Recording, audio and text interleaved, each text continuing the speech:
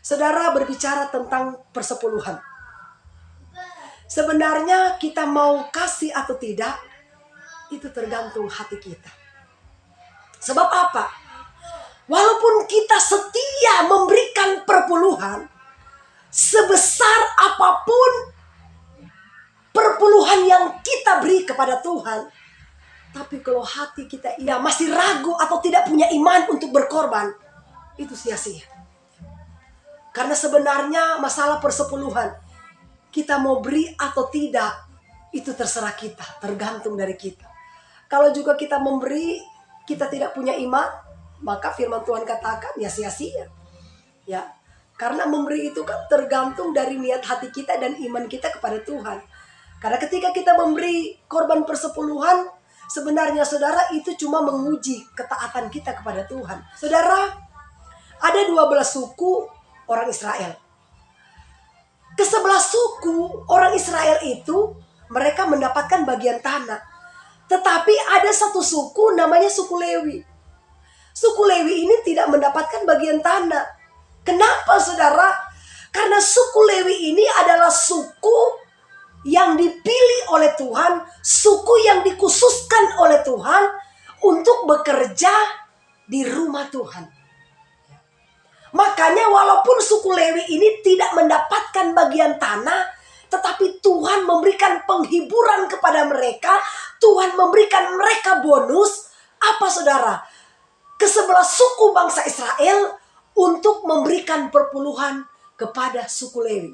Karena suku Lewi ini tidak mendapatkan bagian tanah. Artinya tugas mereka ini cuma khusus bekerja di rumah Tuhan. Ya, dan mereka itu tidak ada pekerjaan-pekerjaan yang lain, pekerjaan-pekerjaan sampingan yang lain, tetapi mereka benar-benar cuma bekerja di rumah Tuhan. Makanya firman Tuhan katakan, ketika orang Israel mengembalikan milik Tuhan, ya, untuk diberikan kepada orang Lewi, Tuhan katakan saudara, ya, di dalam kitab Maleaki pasalnya yang ketiga, bawalah persembahan persepuluhan ke rumah perbendaharaan. Dan Tuhan katakan, ujilah aku. Bukankah aku akan membukakan bagimu tingkap-tingkap surga?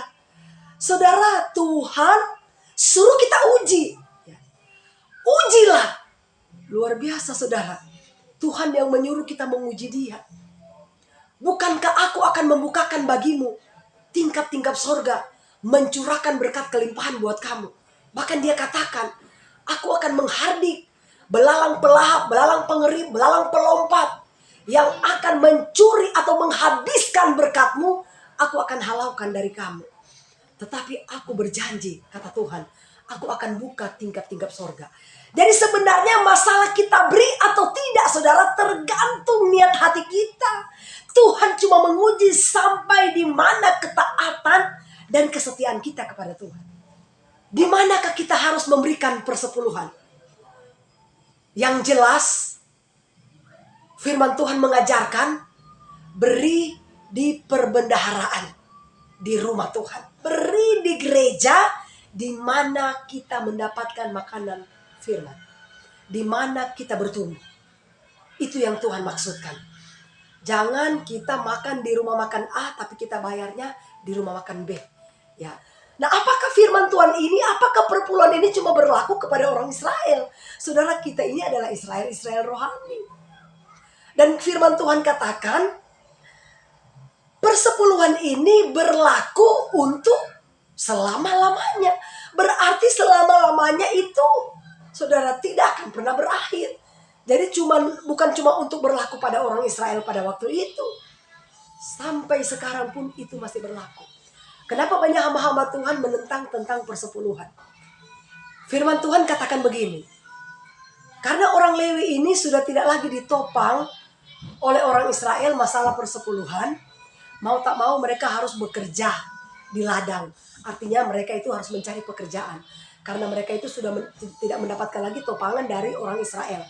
Akhirnya Tuhan menemplak lewat Nabi Nehemia. Kenapa saudara Tuhan katakan melalui Nabi Nehemia?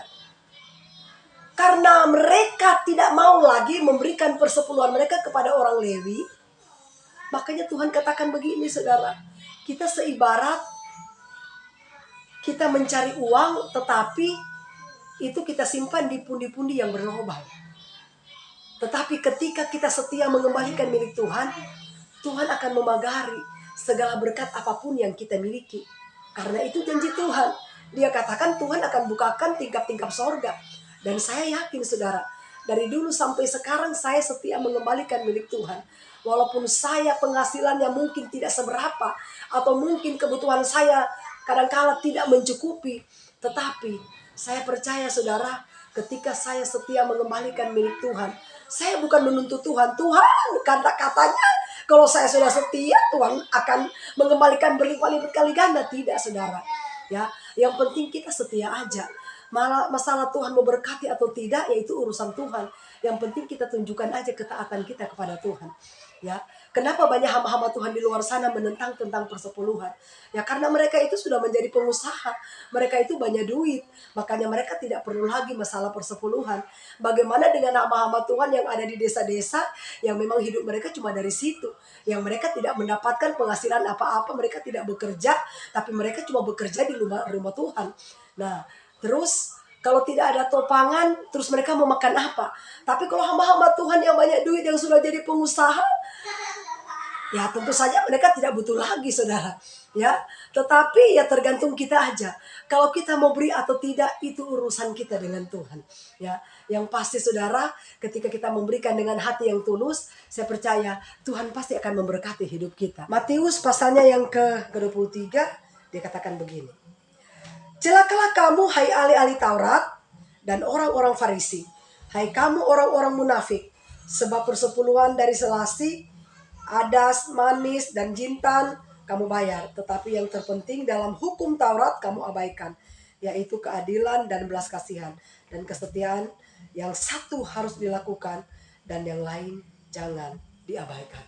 Saudara, maksud dari firman Tuhan ini, kenapa Tuhan menemplak saudara ahli-ahli Taurat pada waktu itu? Tuhan katakan begini, kamu setia memberikan persepuluhan, mau persepuluhan dari selasi kah, mau persepuluhan dari jintan kah, kamu lakukan. Tetapi mengenai kasih, belas kasihan dan kesetiaan, kamu tidak lakukan. Yang satu kamu lakukan, tapi yang satu jangan kamu abaikan. Artinya kedua-dua itu penting. Yang satu kamu lakukan, tapi yang satu jangan diabaikan. Itu maksud dari ayat ini saudara. Dan ini sangat penting buat saudara dan saya. Di dalam 1 Korintus pasal yang ke-9, orang yang bekerja di rumah Tuhan, dia berhak mendapatkan penghidupan di rumah Tuhan. Dia berhak mendapat makan di rumah Tuhan. Asal kita benar-benar melayani dengan segenap hati, dengan setulus hati, dan benar-benar kita tidak mencari pekerjaan sampingan yang lain, tapi kita benar-benar bekerja di rumah Tuhan. Dan saya percaya saudara, bagi kita yang setia dan taat melakukan firman Allah, nah sumber berkat itu adalah Tuhan. Dialah yang akan menyediakan hidangan kepada kita tepat pada waktunya. Amin.